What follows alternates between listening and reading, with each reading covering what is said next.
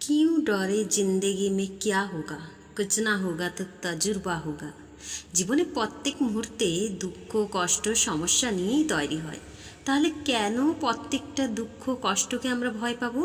প্রত্যেকটা দুঃখ কষ্ট থেকে আমরা নতুন নতুন শিক্ষা পাবো, নতুন নতুন মানুষকে চিনতে শিখব। প্রত্যেকটা সমস্যার মধ্য দিয়ে একটা মানুষের আসল রূপ প্রকাশ পায়।